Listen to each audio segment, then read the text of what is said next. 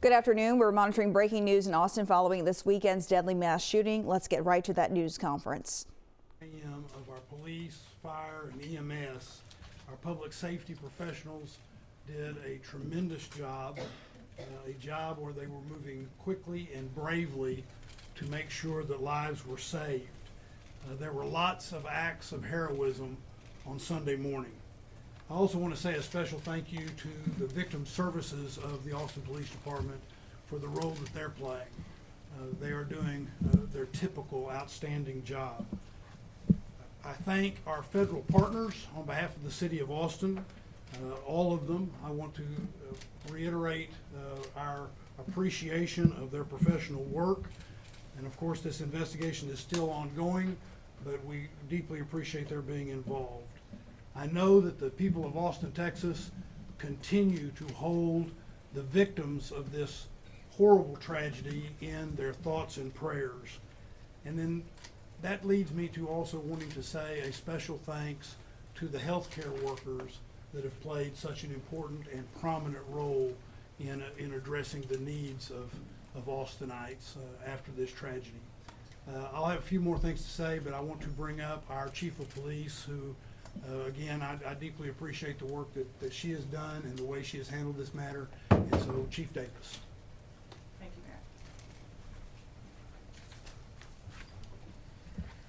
Mayor. The last 4 hours have been some of the most challenging in my career. This has been difficult for our community, devastating to the impacted families, and challenging to our APD family. I want to thank our federal partners, Special Agent in Charge, and the evidence response team with the FBI. APD could not do this alone. We are still in the early hours of this investigation. This is a complicated and large crime scene. Our priority is finding answers and the motives behind this crime. I want to thank everyone that has supported our communities and this response. Families will need this in the days ahead. I also want to thank victim services that have come in addition to APD's victim services. That includes FBI, the Travis County District Attorney, and multiple calls of people wanting to help. I cannot imagine the grief, pain, and loss these families are feeling today, and my heart is with them. Savitha, Sean, and Ryder Harrington. To the impacted families that are still waiting for answers, we are here for you. A family resource center is being stood up. As we know, numerous people have been affected by this, and we're daily, hourly getting calls of people that have been victimized by this. The department will be releasing information soon on what that looks like. When I arrived on this scene, again, it was complex and very large. The work being done by the Austin Fire Department, the Travis County Emergency Medical Service, and APD was quite impressive. Once the initial scene was secured, we reached out to our federal partners to assist in this resource-intensive scene and to address concerns of potential terrorism. We are working in tandem with the FBI, conducting numerous interviews and gathering evidence. If you can imagine, we have over 150 witnesses to this event that we are working with the FBI. And we are also investigating an officer-involved shooting.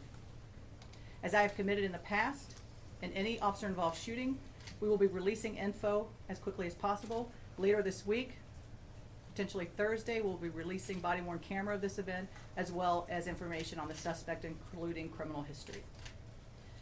Again, we are making, and I want you to know that we are making tremendous, significant progress in this case, but it will take time. In closing, I want to take a minute, as the mayor, echo the mayor, and talk about just the fantastic work that the Austin Police Department with the Travis County Emergency Medical Services did here. Multiple lives were saved. You know, in Texas, we are fortunate to have the Advanced Law Enforcement Rapid Response Training Center, and that's the Alert Center through Texas State University. And that training, there is no doubt that in that coordinated response with EMS saved lives this night. Mayor, I'll turn it back to you. I also want to point out that we're joined today by our city manager, T.C. Broadnax, and council member who represents the downtown area, Zoe Kadri. Before we take your questions, I want to say that we recognize that this is a very traumatic moment in our city. But when I talk about being proud of APD and fire and EMS, I want to also say how proud I am in how the people that are this city have reacted with such great compassion. We are all mourning together and grieving as a group, but we're seeing tremendous compassion and love coming out of the people of Austin. And so I urge everyone at this moment of trauma to reach out to each other and take care of each other and take care of our home.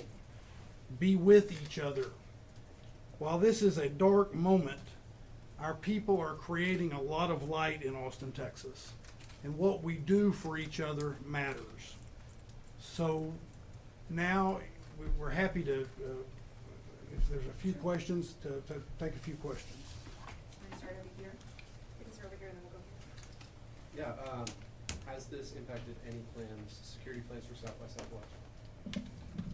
It has not. You know, we have a press conference, I believe, next Thursday for our spring festival season.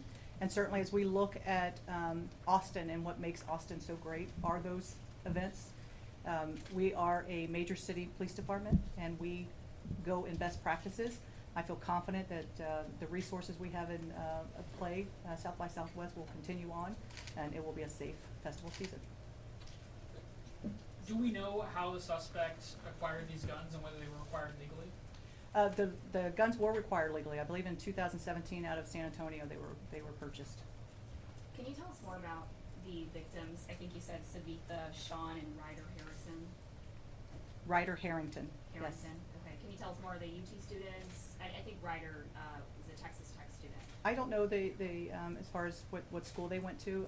That is certainly something that we can look into. But they were young. I believe Ryder was maybe 22 and Savitha 24 or 20 respectively. Yeah. Are you able to share any details about the warrants that were executed yesterday in Del Valle and in Pflugerville? So anytime that you're doing an investigation like this, it's going to lead to search warrants. And so those warrants were based off information of where this person lived, addresses where he congregated, and evidence was taken from that. There's a video circulating on social media of an autonomous vehicle blocking emergency services near the scene on Sunday. Can you guys talk about the situation, what you encountered, and how you know, as you were accessing the scene and transporting victims? Yeah, I think that's something, I don't know if, Rob, if you wanted to address it? So Rob Lukritz, Chief of Austin Travis County EMS. EMS, as well as our fellow public safety partners, work very closely with the autonomous vehicle vendors that operate here in the city of Austin. We had more than 20 assets, resources that responded to this event. As was said at an earlier press conference, we were on scene within 57 seconds. And so in the grand scheme of the impact on the overall incident, we don't believe it had any impact on patient outcomes. I will say that we're already in touch with Waymo and the autonomous vehicles to give them our concerns and work with them in order to try to address this moving forward. If you guys could raise your hands, please, we'll just go here, then Jamal. And for the chief and for Agent Durant, can you explain what more you've learned about the possible motive? And I think it was reported that the suspect had a shirt underneath the sweatshirt that showed an Iranian flag. Is there a direct connection to the war in Iran with this shooting here?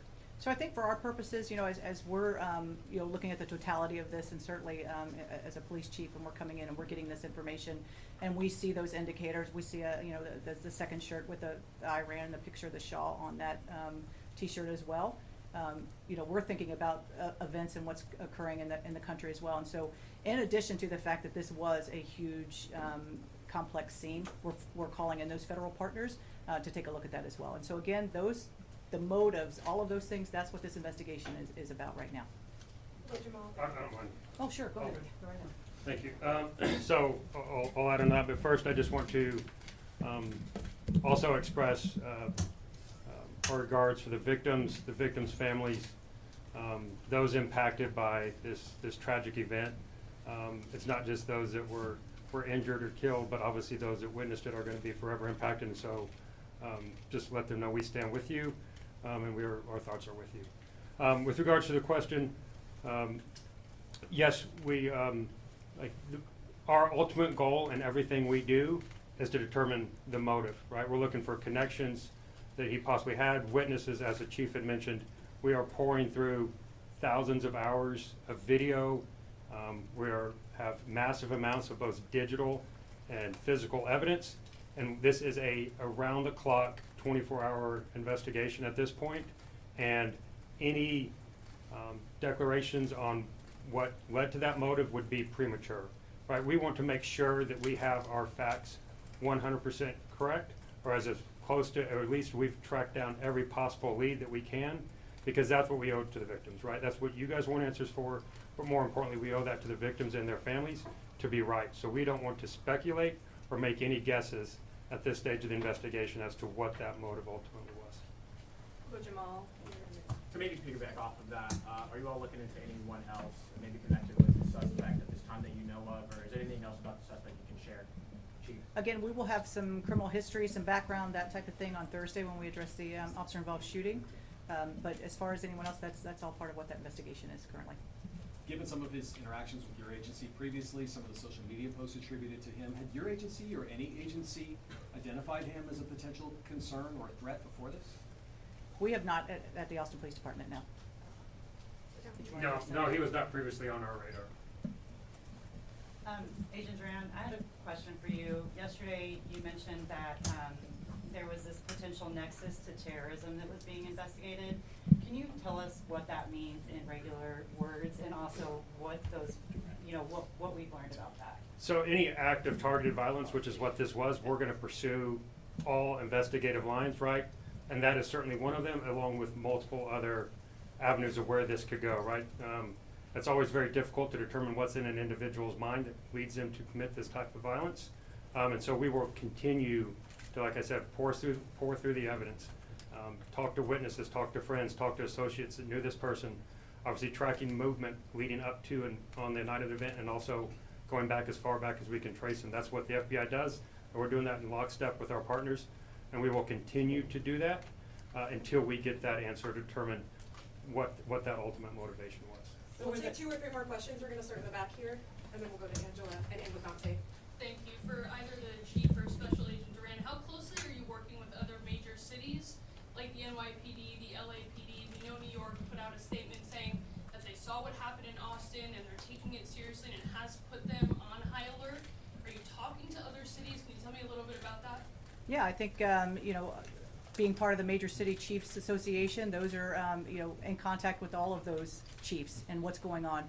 And everybody better be on heightened alert. I mean, this is, what happens across the country, we all need to be aware of, and certainly as major cities, you look at best practices and you look at the way you keep people safe. That's absolutely important, and there's probably not a police chief across this country that's not talking to someone. Angela and Dante, you'll have the final question. So yesterday, 3 patients were in critical condition. Has there been any status updates on the hospitalized patients? I believe 1 patient will be taken off life support sometime today, and then 2 other patients are still critical. Can you clarify the victims' names and age, please? The victims that were killed, Yes, ma'am. Savitha Sean, I believe she's 24. Could you spell that out, please?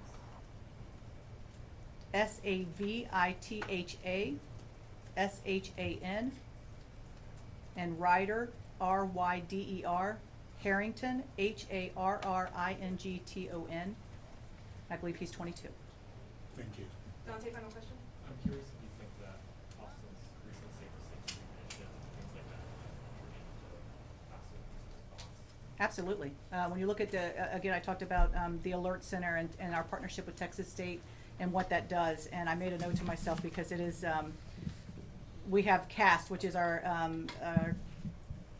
Counter Assault Strike Team, CAST, and that includes EMS, it includes AFD and APD. And they sit in this very room every Friday, Saturday, and Sunday night to address potential threat concerns from our entertainment areas. And so that is something that we have to be prepared for when you have large events, large scale events, and we do this in our other large scale events as well. When you're talking South by, you're talking about other things where there are large crowds. We are there and prepared. So absolutely. Thanks so much, guys. If I might add one thing to that, in 2024, and Chief Lukritz and I talked about this yesterday, I guess it was, in 2024, the City of Austin also created the Downtown Area Command with EMS so that we would be better ready. That's what the recommendations coming from the professionals in EMS said they wanted and needed, that sort of thing, so we would be better ready. God forbid there was a situation like this, and we think that also played a significant role in addition to what the chief was saying. Thank you all.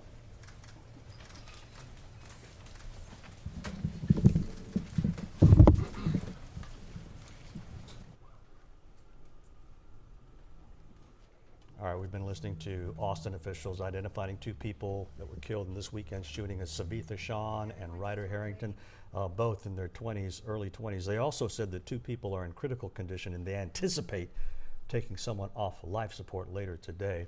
The police chief, Lisa Davis, saying that just at the very beginning of this investigation, they described the scene as complex and large. Right now their focus is on determining a motive and not being premature in what that motive could be. Absolutely, and so many people there on 6th Street. If you've been to Austin, you know that. Chief Davis also saying they're working with the FBI and other agencies to interview more than 150 witnesses.